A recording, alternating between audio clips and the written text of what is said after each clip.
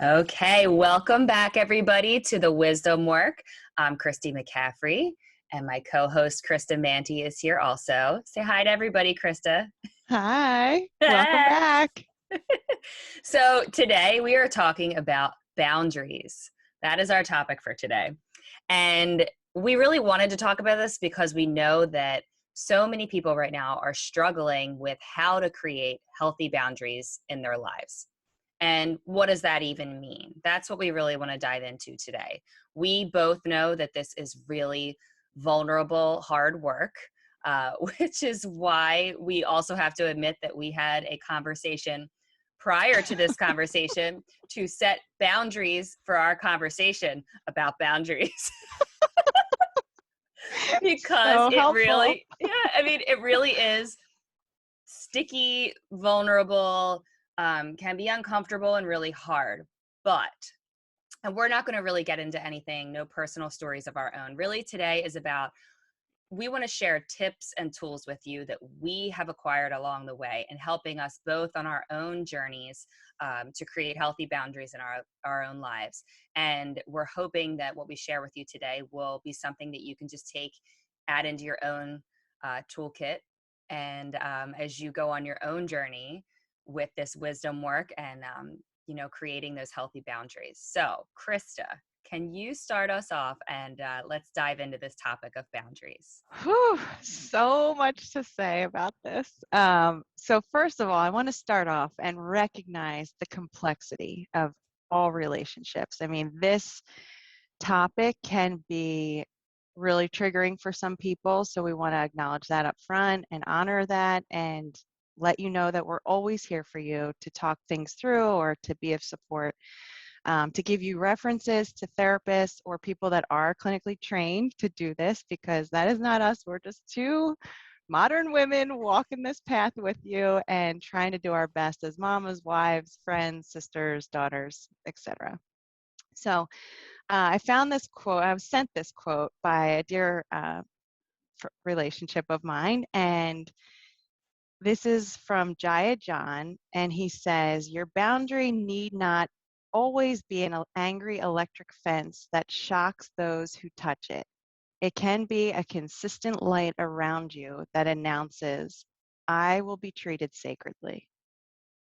So that hit me so hard and so deeply because I found boundaries. I mean, I never even heard of boundaries or knew what the heck they were until like 8 months ago. So I am like very, very, very, very, very new to this work.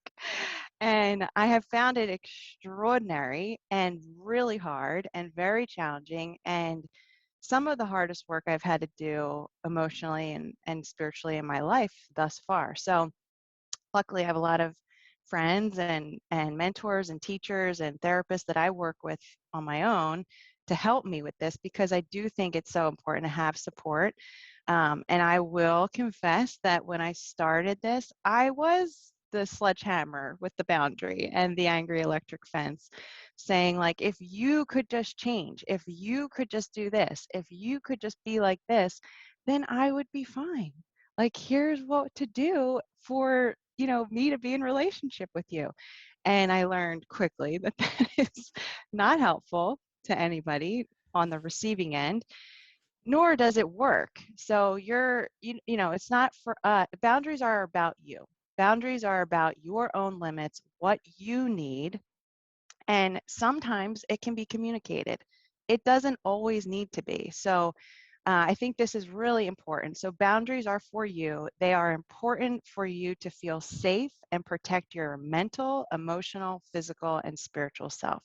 There's a lot of different boundaries. We won't talk about all of them today, but in general, what we want to get through is that these are limits that you only know for yourself. You only know your true limits, and it's important for you to act on them. But it is also important for you to actually get clear enough to know what the heck they are. And for me, what my journey has been is through negative emotions. That's what has taught me where my boundaries are.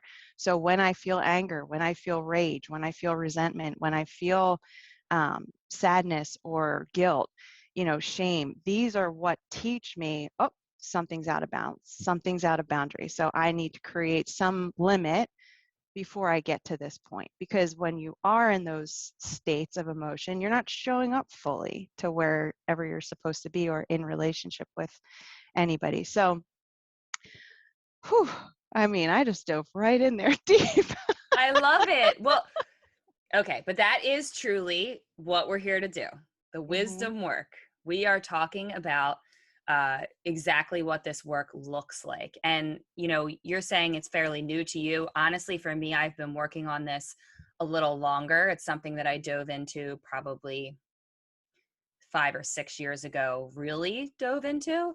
And I agree. In the beginning, I was exactly the same way. Like, I decided boundaries need to be put in place, and unfortunately, my knee jerk reaction has always been like, well, I'm going to put that wall straight up Hmm. with, Hmm. and I'm not even going to give you any warning. And I'm just going to do what I need to do to protect myself. And I had Yeah. to find in time that is a really unhealthy way of going about it. Like you said, it's not fair to the other person that you are in relationship with. Hmm. And it's not fair to yourself either, because Hmm. you're basically just shutting off the process that you really do need to go through, um, to come to a healthy understanding of what the boundary is that you need and how Hmm. to achieve it. And I think that that's really what we're going to talk about today, is just what do these type of boundaries look like? What in what different ways can we show up for ourselves and in relationship with other people to create more healthy circumstances? Communication is a huge part of this. That's, I think, we're both speaking to that. The communication, what we weren't great at it in the beginning of the boundary work, because you can't assume that other people really understand what's going on inside of you and Right. what you're working through. And you're right, you don't always have to explain it. You don't always Hmm. have to go into detail to somebody to say, listen, here's what I'm doing and why. Hmm. But I think that there's delicate ways we can go about it to be more gentle with ourselves and the people that we're around, um, to make that a little bit softer of an Hmm. experience for everybody involved. And I think that it's great Totally. that both of us are able to speak to that. For anybody who's going to be diving into this work for the first time, or you're curious about it and you feel exactly all the things that Krista said, like your triggers are shame and anger. And I think that's really for all of us. Hmm. That's what we can pay attention to, is what are the situations you find yourself in, or the relationships in your life that are like a really hot button for you, Hmm. and Hmm. that send you into negative emotions. Maybe that's where you start the work. Hmm. So can Yeah. we talk more about that, and the ways that we can maybe counteract that when we're in it? Please. I am so glad that you've been at this for longer, and I always look to you for some wisdom because it's really tricky. And a lot of our most intimate relationships are the ones we're going to have to work on with this, because um, those, I believe, are the souls that come into our lives for our evolution and for our highest good. So the people that piss you off the most are the ones that are your teachers. They are the ones Yes. teaching you to, hey, here's a pinch point. Here's what you haven't figured out yet. I'm going to help you because I'm going to show you rage like you've never seen it. And for me, in that rage, I kept asking. I was like brought to my knees. I saw red. I didn't know what to do. I was out of my body. Like I could not, I couldn't get to a place of peace. I just kept ruminating and looping about this one situation that had happened to me and or happened for me. And I kept asking, what is the lesson here? There's got to be a lesson here. Like I can't feel this much for there not to be a lesson. So what is it? So please. And then all of a sudden, of course, teachers, books, Instagram people, people come into your lives and they help you learn and they help you get through something because you're asking for the guidance, you're asking for the wisdom to come through this challenge. And I think what I want to say here is that I have a couple of things. So I want to say two things. Always, I have a lot. But one of the things is that your your emotions are your emotions, and you are you have the power to communicate them in a creative, kind, and respectful way. Not everybody needs to hear about your emotions. This I learned the hard way. Not everybody needs to know what's going on in you. As a recovering oversharer, as a recovering people pleaser, I mean, people please, it's debilitating sometimes for me. Like, making people feel uncomfortable is so hard for me. But what I've learned more very recently is that making everyone else feel comfortable, number one, is impossible. And number two, requires abandoning yourself, typically. It requires abandoning your own needs to meet the needs of others. Now, with that being said, you are not responsible for anyone else's emotions or how they respond to your limits or to your boundaries. This is a hard one. So I want to say that first. So first of all, you're in control of your own emotions. Do with them something that you are proud of.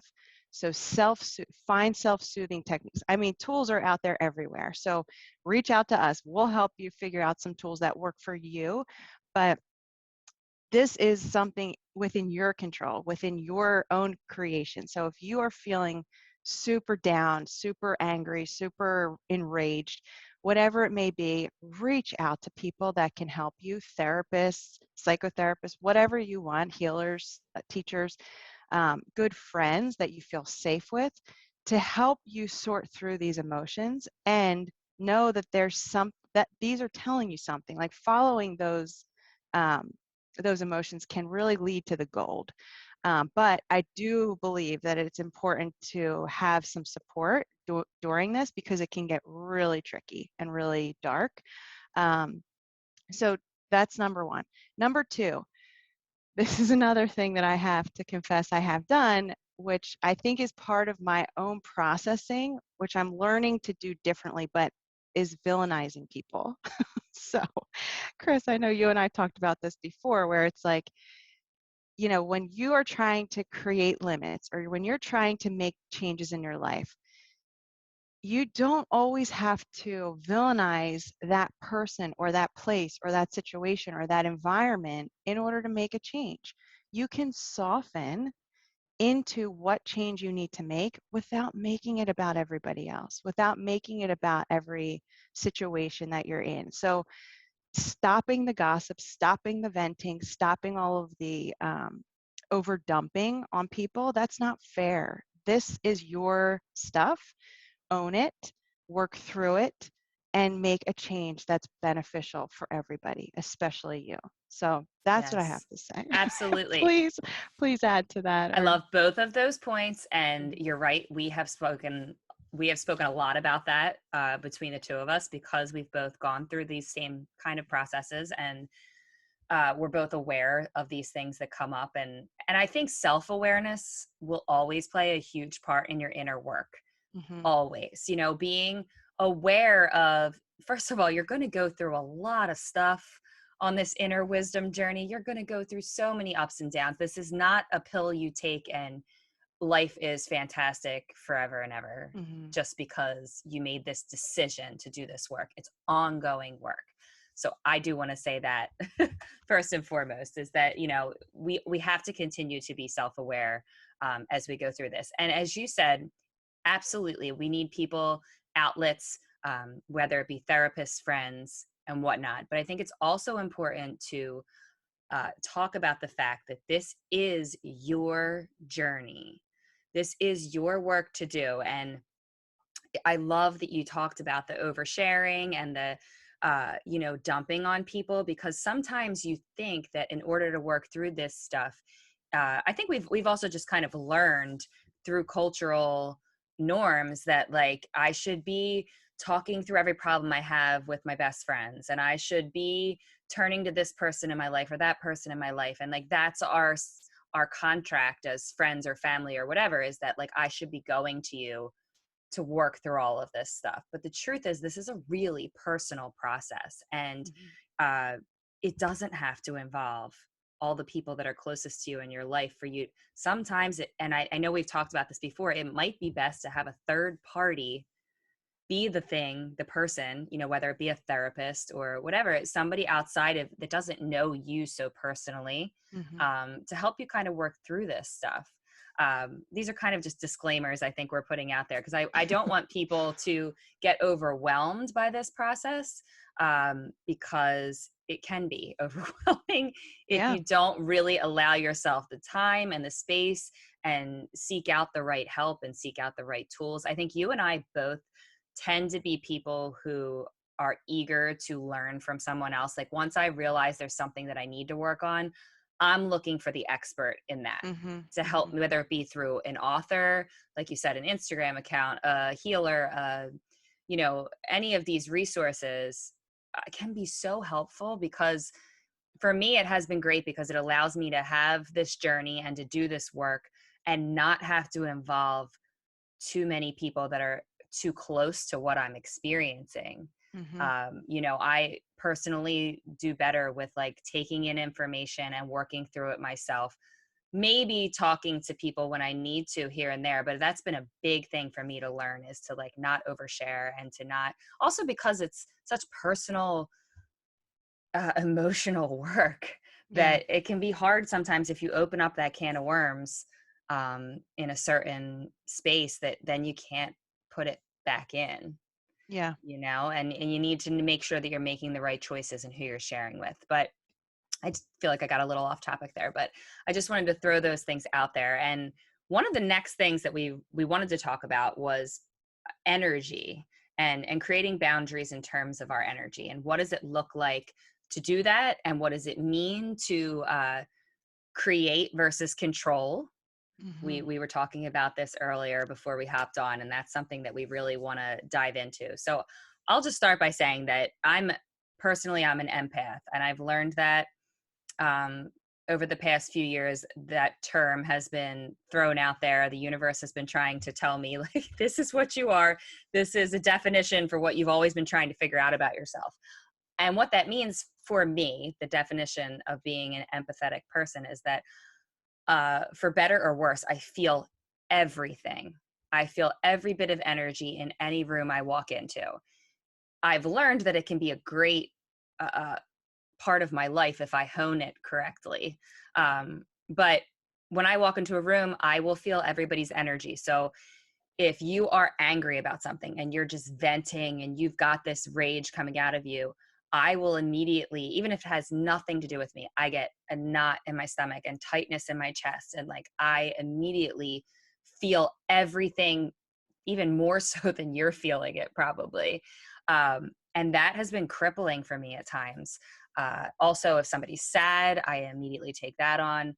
I take on their emotion. And so for me, I've had to really work on energetic boundaries. Mm-hmm. So what that means to me is, I have to make a conscious effort before I walk into any space to remind myself that I am in control of creating my own energy field.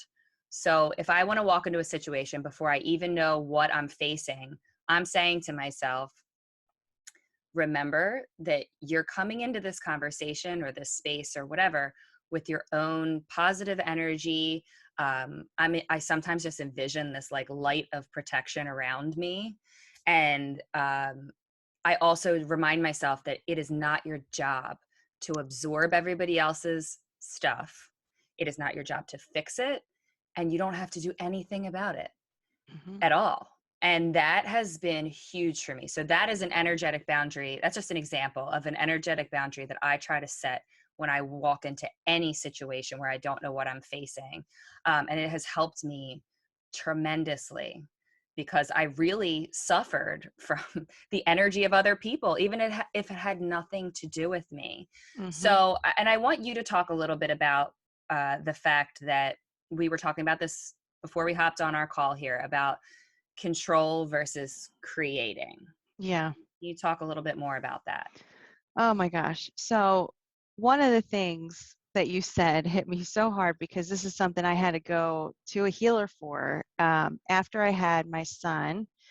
So for around the control versus creating. So we really have no control over life in general, which I think is It's something we all need to come to grips with. Like, I think our culture in general avoids suffering and pain like nobody's business. And it, this, this like cultural anxiety of when someone is feeling negatively or is feeling pain or is in suffering, we have so little space or capacity to hold that. So we do want to fix. We want to make them feel better for our own sake, which is so selfish if you think about it. It's like, I can't handle that you're not okay. So let's work around this. Let's try to figure out a solution. And I was so guilty of this. Like, before I had Damon, I am a coach. I am a, I try to prevent illness in people by helping with nutrition and wellness. And I don't want anyone to suffer. I want to prevent. I want to prevent, prevent, prevent. That's my whole thing.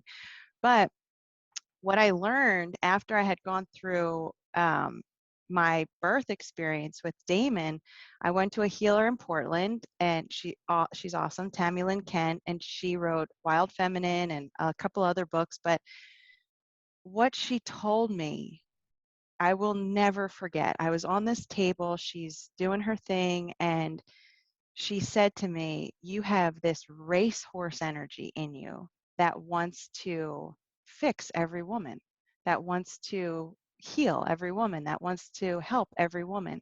She's like, when you are doing that, when you're in that space, you're robbing them of their own journey, and you're robbing them of the opportunity for them to do their own wisdom work and for them to be able to get to their own ahas. It's also pretty like narcissistic, thinking that you know it best, you know it all, so let me help you. So it's like taking a step back. This is hard. Taking a breather. I love your energetic practices that you go in with the notion of, you're not going to fix this person, you're not going to heal them, you're not going to do anything. You're just going to be you.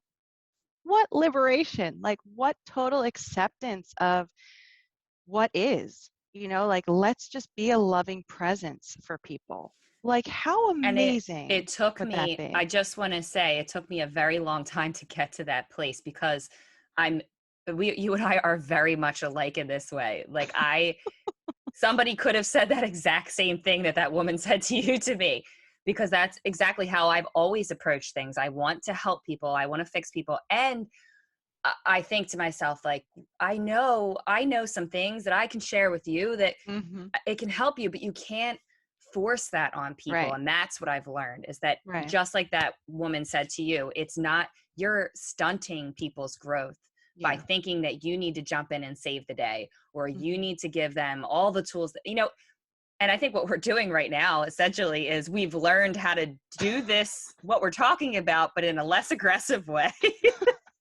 And in a more healthy way. Yes, they can come and listen if they want, but we're Exactly. You not going to take do it, this leave at it. dinner. We're not pushing this on you. But I think ultimately it's a great thing to be so uh, empathetic and feel so much and want to help people. It's how I've learned. I have learned how to hold space for people. It's what I do with Project Scleroderma when we interview people who are dealing with disease or hurting, or have this trauma. I've learned how to show up in the space, protecting my energy, but really saying to myself, you're here to just hold space for this person and what they're dealing with. And holding space is different than holding the actual problem on your lap and in your That's heart. right. Mm-hmm. Those are two different things. Mm-hmm. It's, you can be there and you can really show up for the person that's hurting or angry or whatever they're going through, and not go through immediately to this place of like, I need to fix, I need to say something that's going to fix it for you, I need to do something that's going to change your circumstances. The Mm-hmm. best thing you can do for somebody is just listen, be present, and like you said, be you. Stay there in Right. the moment as your whole self. Showing up as your whole self for Mm-hmm. someone else will allow them to heal what they need to heal, to step more fully into their whole self too. That's right. And Right? what I love that you're saying all this, because the other thing I'm thinking as we're talking about this is that if I am trying to fix someone, if I'm trying to help someone, that inherently in me is thinking that they're wrong or broken, Right. which is not true. Everything that they're feeling, everything that they're going through is perfect. It is meant to be that way. And there's meaning in suffering for people. There's strength in suffering. If they can go through this suffering with support and with love, of course, but if they can get to the other side, and I'm speaking for my own struggles in my life, if somebody had swooped in and helped me, I would not have had the strength coming out of that struggle that I do. I keep thinking of the butterfly analogy where it's like this caterpillar has to go in the cocoon and push its way out to be able to fly, to get the strength in its wings, to be able to fly. So when we swoop in and think that we're helping, we're not, we're hurting. We're cutting that cocoon open for them, and it's not helpful. So staying in my lane, Hmm. owning my own emotions, not making it about other people. And this, I always think about this theme of reparenting myself, um, talking to myself in a parent voice when emotions run high or when emotions are fiery and hot. Just saying, it's okay. I'm here for you. And giving yourself that little hug or this calm, gentle voice of spaciousness and of holding and of surrender that you're not you're not wrong for feeling these things. You're okay. You're okay here. We're going to accept all of you, but all feelings are okay, but all behaviors are not. So that's kind of this thing where the voice in your head, be witness. I mean, this is an ongoing practice that I've had to do where I'm just witnessing who's talking to me. What are the thoughts I'm thinking and whose voice is that? Because it's typically, what I've learned is that it's typically the most critical parent you've had is that voice.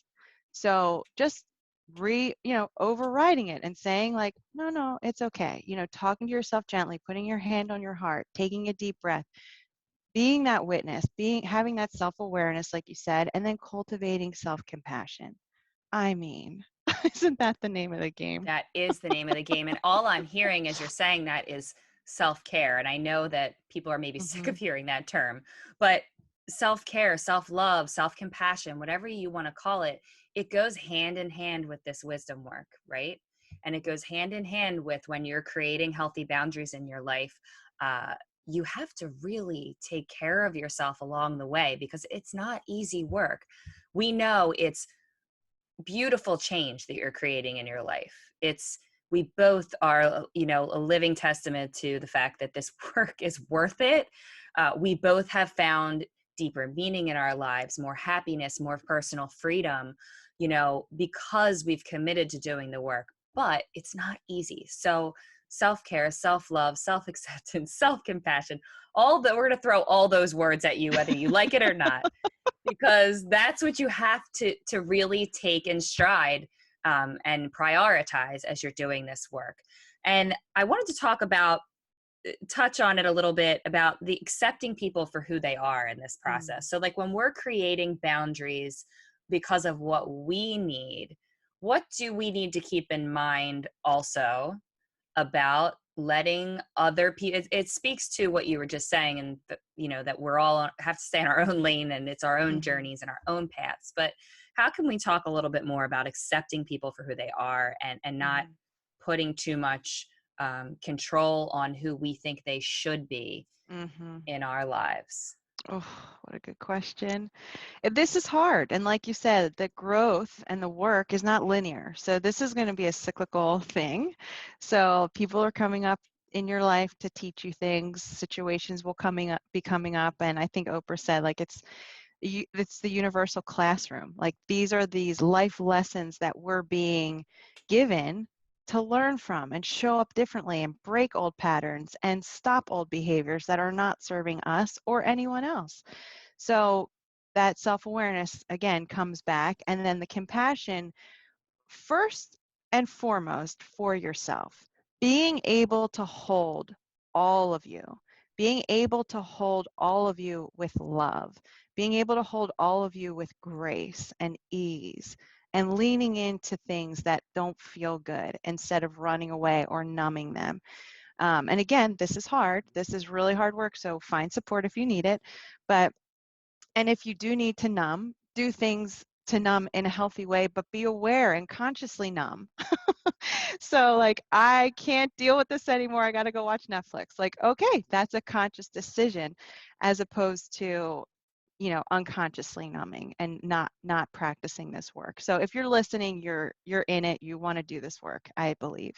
So what the boundaries are all about are limits so that we can love more. We can love deeper. We can love unconditionally. So I want to talk about this awesome webinar I just heard about from Dr. Shafali, who wrote The Conscious Parent and a Radical Awakening. The other day she offered a free webinar on the 5 mistakes we make in relationships. And the first mistake was ownership and possession.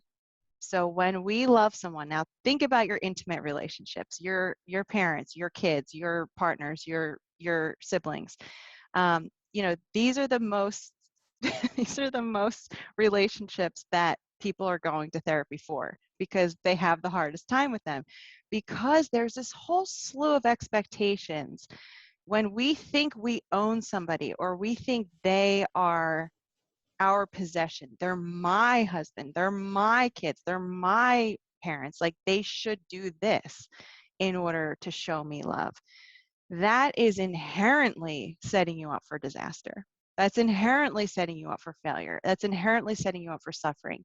If you can release all expectations and allow for people to show up as they are and just be you, be your loving self. That doesn't come without trigger, but that's where a limit can come into place and say, hey, I need a minute, or I have to go. I got to run right now. I can't talk at this moment, or don't answer your call. Do some self-soothing, figure out how to get yourself back into center, back into a place of love, to be able to hold who they are, because it's not personal. They are just being them. You are just trying to live this beautiful life, enjoy, but it's hard. So this is, I think, the best gift we can give to ourselves as well as to others, is to release the expectations, release the need for them to show you what you ultimately need to show yourself, which is unconditional love. So Totally. Chris, you've been at this longer, so talk to us. I think it's beautiful what you just said, and just so true. I don't know who listening couldn't relate to what you just said, because we all know that we've been conditioned to act that Hmm. way, though, right? Yes. What we're doing right now is throwing a wrench in the works and saying, Hmm. Yes. we've been doing this wrong for lots of years. Lots of families have been, lots of friends have been doing this to each other. Culturally, this is just what we've been doing, is Hmm. putting expectations on people.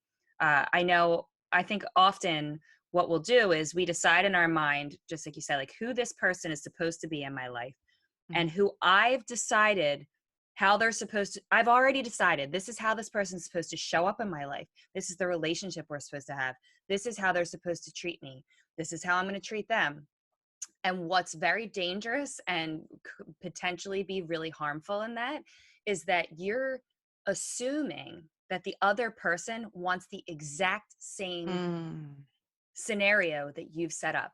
That's that's right. dangerous, and it's harmful Hmm. to you and it's harmful to them. Even though in your mind you mean no harm, and you think, of course this would be a lovely situation if this person showed up this way for me and I showed up that way for them, and this would be great. But what you're forgetting is that that other person probably doesn't have the exact same calculated plan in their mind. They have their Hmm. own, they've got their own plans and their own things going on. So I'm glad you brought that up, because I think that it's just been this cultural machine of putting too much expectation on the people that we care about the most, and then waiting for them to live up to it and being disappointed when they don't. Hmm. And that's really unfair to the Hmm. other person, and it's really unfair to yourself. Like, what, you're setting yourself up for disappointment when people don't show up exactly as you expect them to, or exactly as you would want them to. It's just really not a healthy situation. So I think that this is a very big part of the boundary conversation, is acknowledging that when you decide to set a boundary for yourself because of how you're feeling, I know for me in the past, it's like if I feel that I need some sort of space in a situation, or I need to create some clear boundaries because of how I'm feeling, uh, I've learned that I have to also take into account what that other person is dealing with, Hmm. and that I also have to accept right off the bat that the boundary that I create might really send that person into anger and fear, and it may send them into a bad place that they're going to take out on me, because it's like, whoa, whoa, whoa, you're, from their point of view, you're messing up my plan here, or Hmm. you're not going with the flow, and you're not doing what we're supposed to do for each other, because we've been conditioned to have all these expectations. Hmm. So I would say when you start to create these boundaries, do yourself a favor and just look at everybody as their own whole human on their own path, and they're going to have maybe adverse reactions to the Hmm. boundary that you set. That doesn't mean that you shouldn't set the boundary. Hmm. you That's right. know That's right. you are allowed to set your own boundaries, but you have to be okay with the fact that their reaction could potentially not be a good one. But Hmm. that's okay, because maybe what you've set off is them trying, they're going to have to figure out, why does it upset them that much, That's right. and then it's back on them. It's their responsibility now to figure out, how do I deal with this? If they want to communicate with you about it, that'd be a good thing, but Hmm. people don't always respond that way. Yeah.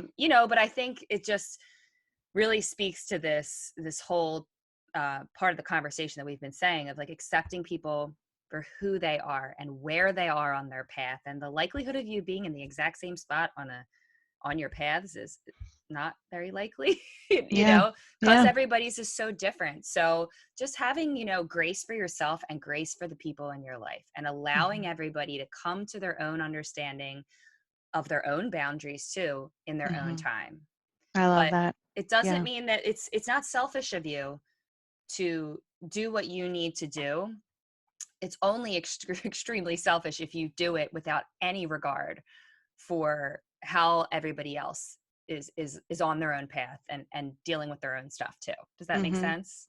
Yeah, and I think that brings up this thought of people pleasing, because for me, I am really working on this, because I've heard from experts that say people pleasing is a form of manipulation. And when I heard that, I was like, oh, I don't want to do that, but I also don't want to create suffering for people.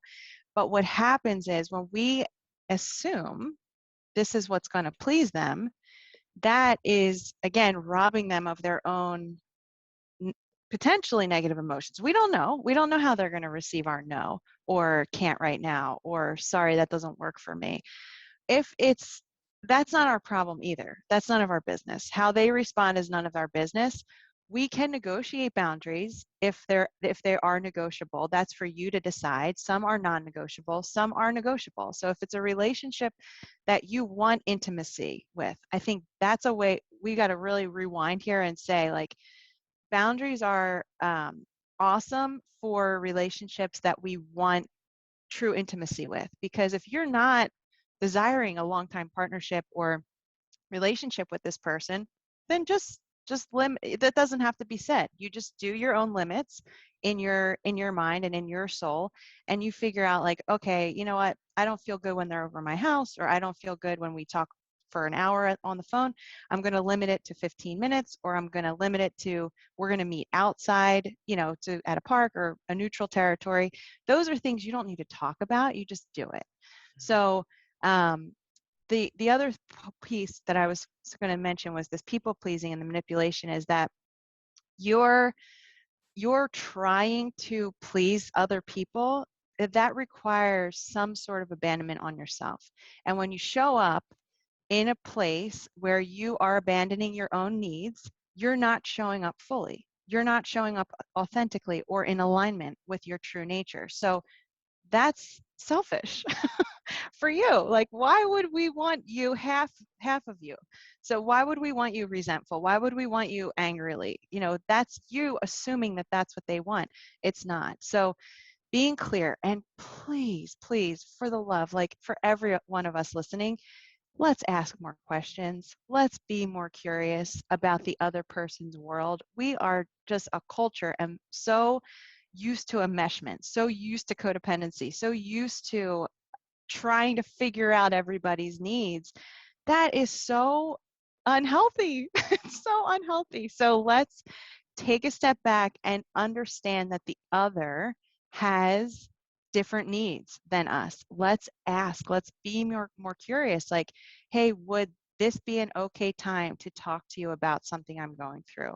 Hey, does this time work for you to talk about X, Y, and Z? Like, more direct, more clear communication, more respectful and kind communication is what we are going for, is what the next, this whole evolution that we're finding now, I think, in the world globally is we're trying to get to this point of the next human consciousness and evolution of like, let's just all accept that we all are different. We all are connected, don't get me wrong, but we're all also different in our needs.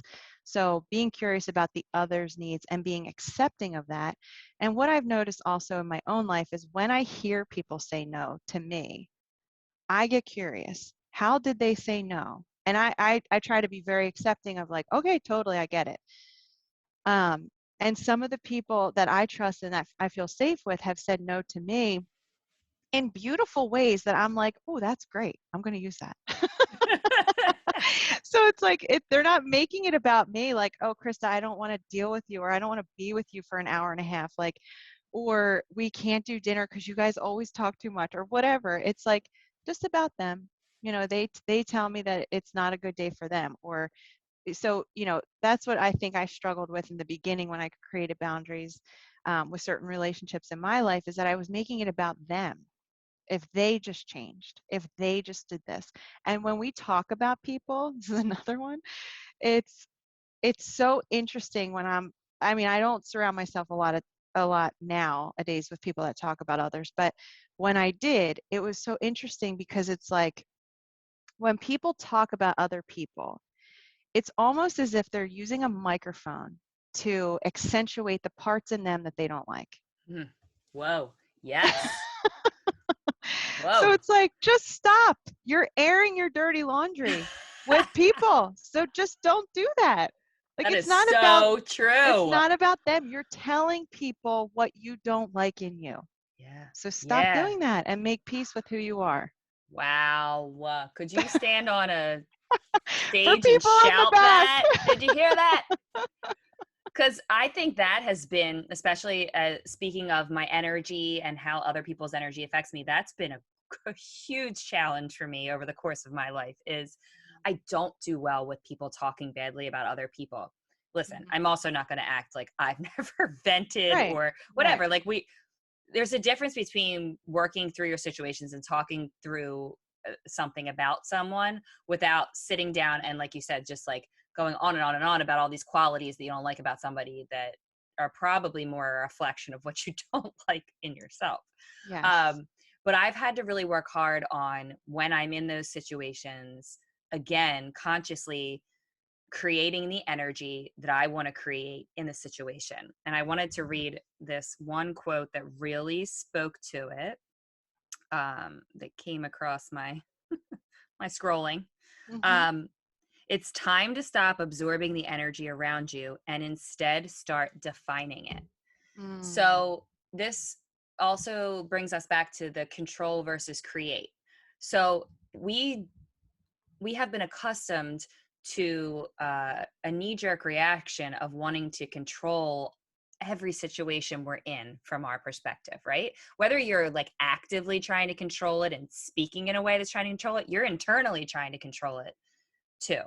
Mhm. uh, but what that does is that creates so much negative energy in you, and it really defeats the purpose Mhm. of trying to have a healthy situation, and so creating instead, if you can create the energy that you want to have in any conversation. And this is powerful if you really can wrap your mind around this concept of, you are in control of creating Mhm. the life you want to live, the energy you want to surround yourself with, the experiences you want to have.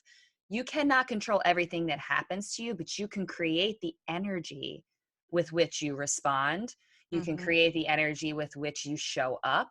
You can create, all those things are in your control. You can create that in any situation. You can create the energy that you are choosing to show up with. So I love Mm, that quote because it so says, good.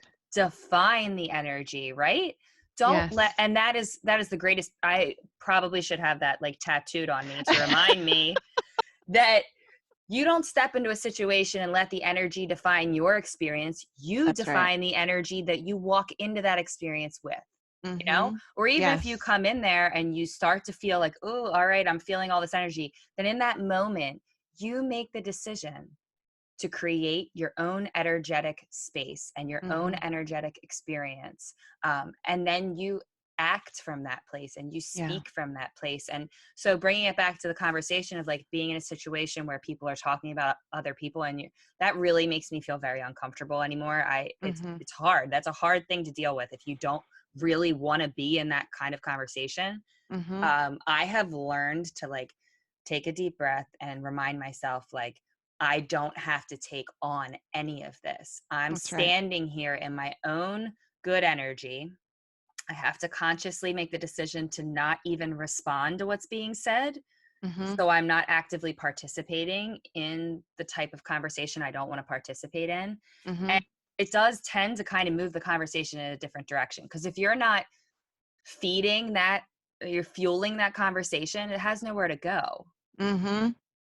So So true. somebody's talking negatively and you don't want to uh participate, there's a way that you can kind of just shift the energy and shift the conversation without really even having to say, I don't want to talk about that.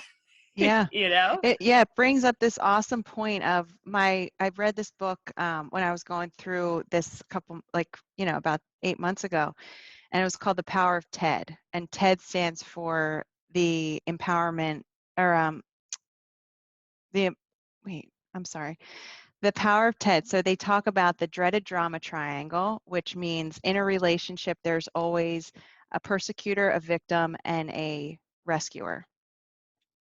Okay, so if you could think of the people in your life that are triggering you, or that something is going on in a close relationship, there's typically a victim, a persecutor, and a rescuer. And those roles will shift around. So if somebody all of a sudden takes on the victim mode, the other person will become the persecutor, and then there's a rescuer always. So shifting out of that, the power of TED is the empowerment dynamic. You shift into the victim becomes the creator. The persecutor becomes, I think it's the challenger, and the rescuer becomes the coach. So if you can think about that, where it's more empowered, and women, I think across the board, we are A++, as Dr. Shafali says, we're A++ as martyrs, victims. We can vent, we can complain till the day is long about what's been done to us, or what's happening to us, and here, listen to my sob story. But put yourself in a creator position. What do you want out of your life? What do you want out of this situation? What do you want out of this relationship? And for your example, Chris, it's like when you're in that situation as a listener, asking the question of like, what do you want from me as a listener? What do you want me to say? Or how do you want this to change? What would be your wish? How do you wish this would be different? And John Paul asked, my husband asked me that when I was going through this with a close relationship. He's like, be the creator. Don't be the victim. What do you want to create? And I said, I thought about it, and I prayed about it, and I meditated on it, and I journaled, and I did all the things. And I came up with this solution, which I don't know will be forever, but it has to happen. It had to happen at that point where I just needed space. I needed space. I needed a wall, not just a boundary. I needed a wall because I was so hurt. And sometimes that's necessary depending on the relationship and what happened. Um, so that's situational intelligence. That's what you need to decide for yourself. Anybody listening, around what relationships need a boundary, what needs to be a wall, what needs to be a rigid boundary, what needs to be a more of a porous boundary. But that's for you to decide. And I also want to talk about sticking to your boundaries. So one of the things that is so, so crucial, and this is something that I had to deal with the hard way, was I knew every cell in my being was saying no to something, and I said yes to it. So that is when I crossed my own boundaries and I got really hurt. And that's the situation I'm talking about 8 months ago. So I should have listened to my intuition and said no. I said yes to people please and to be nice. And I got really hurt. Um, but I got to work through all of this. I got to return to myself from all of this, which I am grateful for at this point. It was hard, but I think it's so crucial when you set a boundary or when you set a limit with people that you stick to it, because people will test you. They will test you and say, oh, like Krista doesn't mean that, or she's not really serious about this. And they'll do the same thing. And you have to come back and say, nope, this doesn't work for me, or this is what's going to be happening. So I think that's an important thing to bring into this conversation as well. Also, internal boundaries and intrusive thoughts. You again can create this energetic internal landscape as well as the external environment. So when you have these thoughts, for me, it was rumination. I was looping over the same situation over and over again, and I just couldn't get past how somebody could hurt me this badly, and victim, victim, victim. So having a boundary of like, you know what? You have to parent right now. We're not going to be thinking about this. You're going to be in the moment with your kid. Or you are at work. You can't be thinking about this. Having that boundary, reparenting yourself, talking to yourself kindly and saying, it's okay to feel this, but we're not feeling this right now. We're going to wait until after we get done work or after we're done with our family time. Then we'll sit and we'll feel it all. Give yourself that time and set a date with yourself to feel it, because you need to, but it cannot and it should not be in throughout the whole of your day, because then you're just out of it. You're not present. I think it's really important the distinction you just made of external boundaries and internal boundaries, that this boundary work, I think sometimes we have said before that like the word boundary can be sometimes, just triggering in and of itself is Mm-hmm. it does not always have to be a boundary with somebody else. It could be Mm-hmm. you creating healthy boundaries within yourself, Yeah.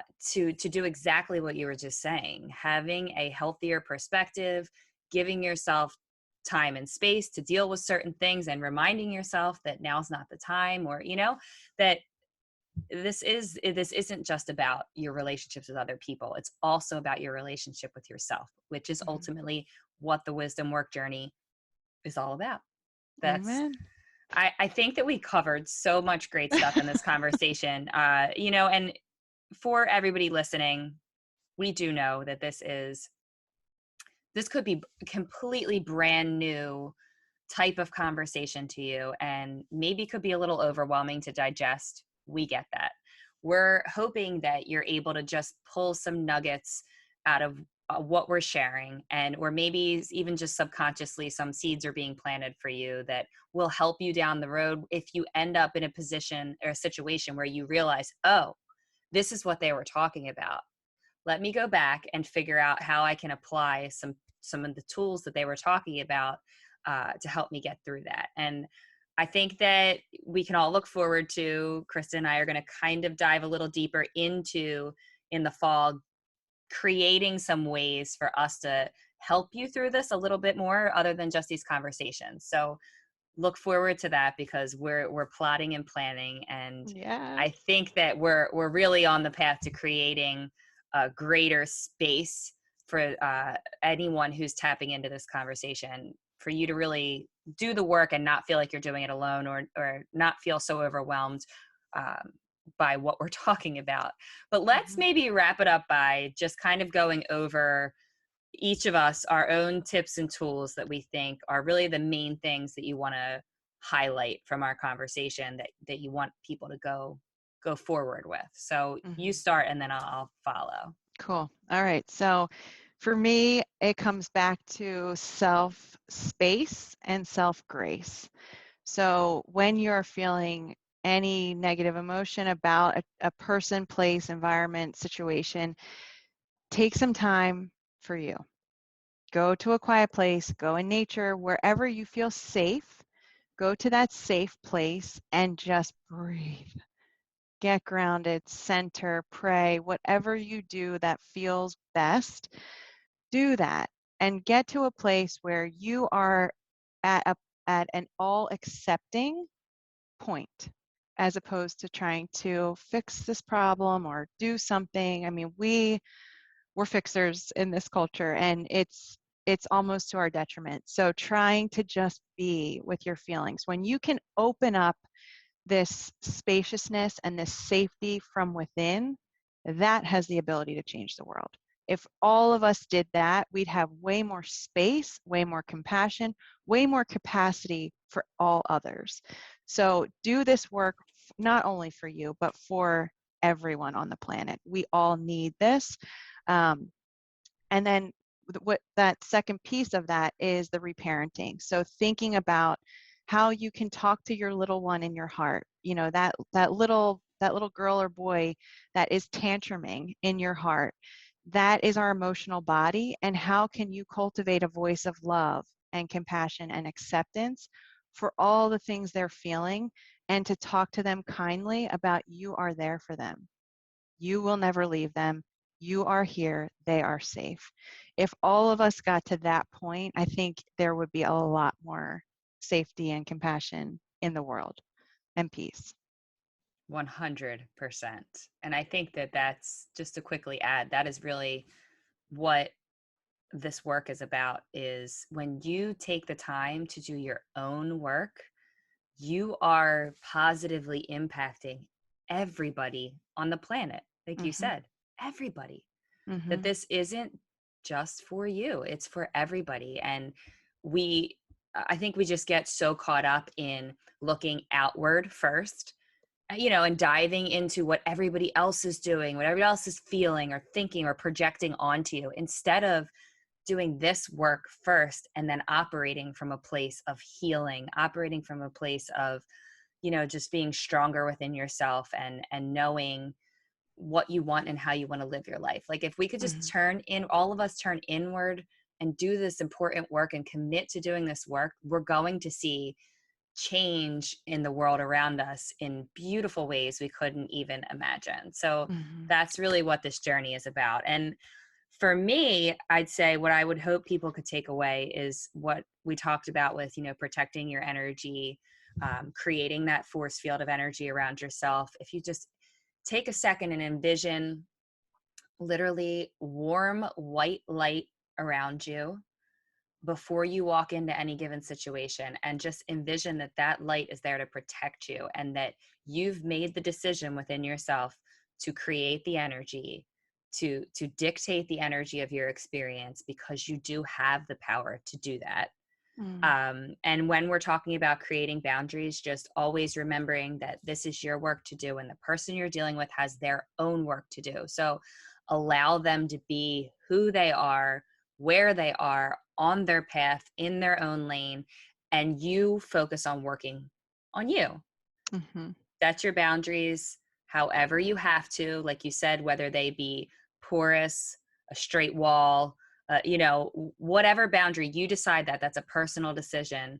And then, like Krista said, you stick to it. You Mm-hmm. stick to the boundary that you created, unless, later on down the road, things have healed and you've healed and you feel like, I can change, maybe I can shift things because the relationship has shifted. But I think be clear about staying committed to it for a decent amount of time, to really let what needs to happen Mm-hmm. happen, Yeah. and let the healing occur. And at the end of the day, the boundary work is really about healing, and it's about living more within your own whole self and having a whole experience. So I'm really glad that I think we weaved in a good amount of information here for people to take and go, kind of let it sit with you for a little bit and decide what any of this may mean for you and how you can maybe apply it. But this won't be the last conversation that we have about boundaries. So we're not just like taking this out there and then never, coming back to it again. So, as always, we're hopeful that this conversation inspires you on your inner wisdom journey. And we hope that everything that we share with you adds to your toolkit going forward as you're on your own path and on your own journey. And please sign up for our mailing list if you're tuning in and you're liking what our conversations are. As I said, we are really working on some great offerings that we're going to be putting out there probably sometime in the fall, and we want to make sure that you are the first to hear about those things. So join our mailing list. Krista and I both have a link to that in our profiles on Instagram, or if you just send a message to the wisdom work at gmail.com and just say, I want to be added to the mailing list, please add me to the mailing list. We'll be sure to do that. And also reach out with any questions, comments, topic suggestions. We're really loving this conversation, aren't we? Yes, thank you everyone for tuning in. We love hearing from you about topics you want covered on this podcast. This was actually given to us by a listener, this topic. So thank you for everyone that has reached out. The community feels very engaged already. So we are so excited to take it to the next level in the fall with our different offerings. So be sure to tune in for those coming up on the mailing list. Awesome. Yes. Thank you, everybody. And we will see you next time on The Wisdom Work with Krista and Christy.